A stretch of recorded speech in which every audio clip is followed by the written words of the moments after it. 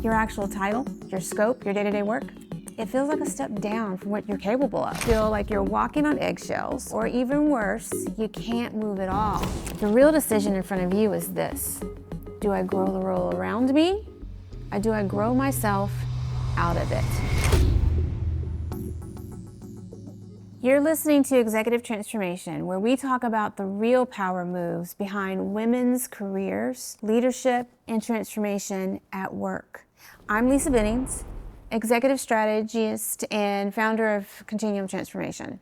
And today I want to talk to this high-achieving woman who's sitting in a role that is absolutely too small for her. You know exactly who you are.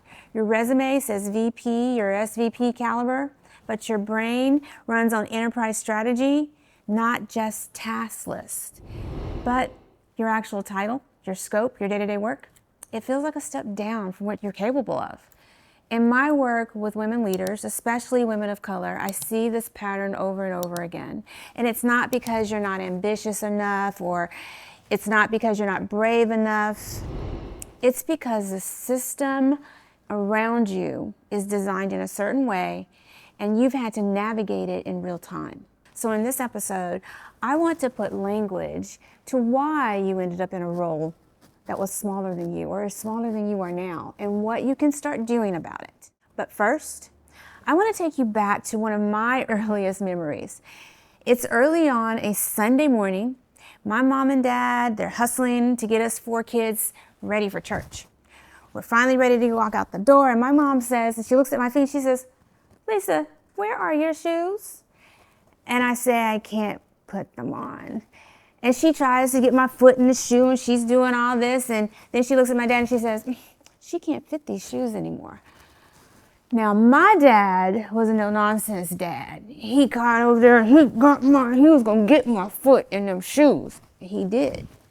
So I'm up and I'm walking funny, and he's looking at me, "Girl, if you don't get your ass in that car." That's how it feels to sit in a role that's too small for you. You either feel like you're walking on eggshells, or even worse, you can't move at all. Your range is restricted, and your power is contained. Over time, that is excruciating to your soul. So today, we're gonna walk through 3 reasons why that most women really never say out loud, and then I'm gonna give you some power moves to either grow the role around you or grow yourself out of it. Let's start with the one that no one wants to admit, and it's scarcity at the top. Let's be real. There are only so many VP, SVP, and C-suites seats available.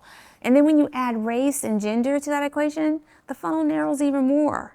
You become the first or the only they've ever seen at your level, and suddenly you're competing for seats that are rarely open. So you start hearing things like, "We're not ready for this role yet," or "We love your experience, but we just don't have the head count." Let's start here and just see how it goes. So what do?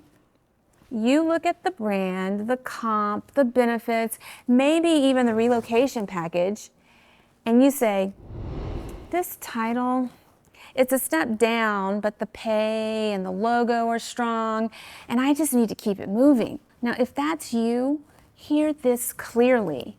Taking that role did not mean you lacked ambition. Here's the hard truth. You were navigating a structurally scarce environment, and you made the best and the sharpest decision and strategic move you could see from where you were standing. Here's a reflection. A question for you. When you accepted your current role, what scarcity story was in the background? Was it scarcity of roles, of sponsorship, of stability, of time? Just naming that story is a power move. Because once you see it, you can start to separate your capacity from your power and the constraints of the market and the org chart that you're sitting in.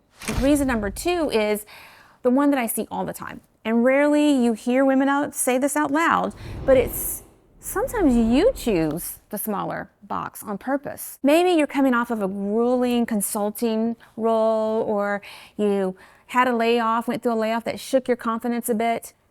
Maybe you just navigated burnout or a health crisis, or you were a caregiver and you were the primary support for someone else. In those moments, you might have had to say to yourself, I'll take this role, I'll catch my breath, and then I'll fix it later. That was a completely rational choice.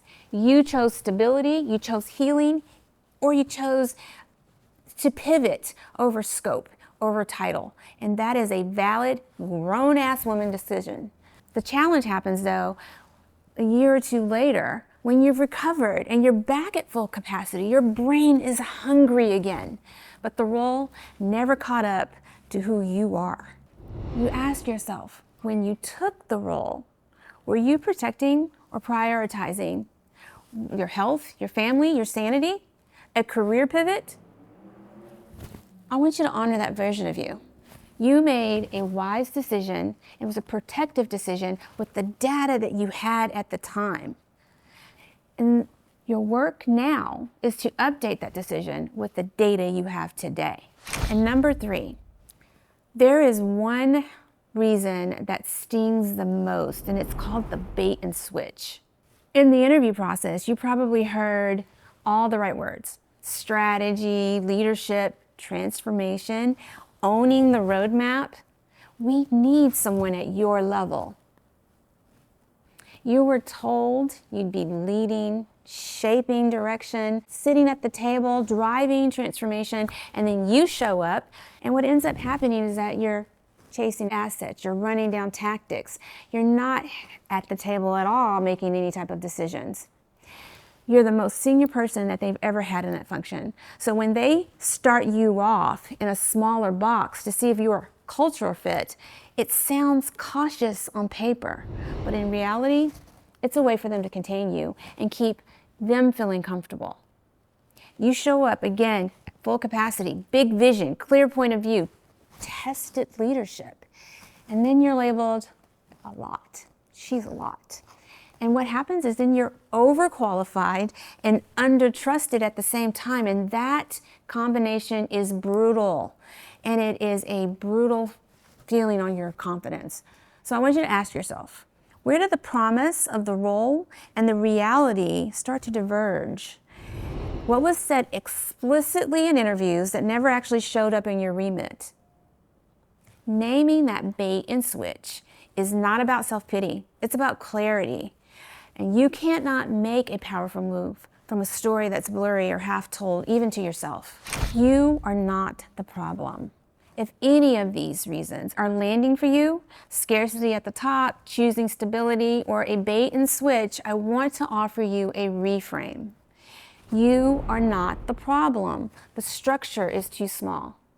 You are a high-capacity woman sitting inside a container that was never designed for the full range of what you bring. You're dressed in your pretty dress and you're at full capacity, ready to contribute, but you're forced to wear those shoes that are too small. So the mismatch is between your capacity and the role, not between your worth and your opportunity. That is a hard truth that I want you to hold on to. When the structure is too small, you'll start seeing signs. You'll keep getting feedback that says, slow down, but the business is already actually behind. You're thinking VP level thinking in a director level box, or you're leading strategy, but you're formally left off of the decisions. So the real decision in front of you is this: do I grow the role around me, or do I grow myself out of it? And am I brave enough to be honest about which season I'm actually in? Let's talk about some power moves you can start making from where you are. This is power move number 1. I want you to map your real scope versus the former role that you're in. So sit down and map out actually what it is you do, the decisions, the influence, the budgets you touch, the people you manage, and then compare it to your job description. That gap is data. Number 2, I want you to make that legible. I want you to translate your work into a language that the organization respects, be that risk, reputation, transformation. Build a simple narrative of, Here's what I inherited. Here's what I did. And here's what I changed. Number 3, I want you to test for elasticity before you decide to leave. And this test will test whether or not you have the ability to stretch. Do you have the ability to build that roadmap and formally grow your team? And number 4, if the structure won't stretch, then it's time for you to plan your exit. There is no amount of excellence, overfunctioning, or proving yourself that can fit a box. It was never designed to hold you anyway. The elasticity is never going to happen. It's constantly a no, and that too is your data. So the hard truth is, it's time to quietly start building your runway out. If you're listening to this and you're realizing, yes, my role is too small for who I am now, I want you to hear me. You are not stuck, because it's never too late. You are not late. You're just outgrowing an old container. It's what we do. This is exactly the work we do inside Continuum Transformation. We help women leaders, especially women of color, navigate the roles that were never built with them in mind. And then we make powerful decisions about what comes next. Now I want to hear your receipts. What have you outgrown in your role? Have you stretched the box, or have you walked away from a container that was too small? Share your story in the comments, and one receipt that proves you're operating above the box you're in.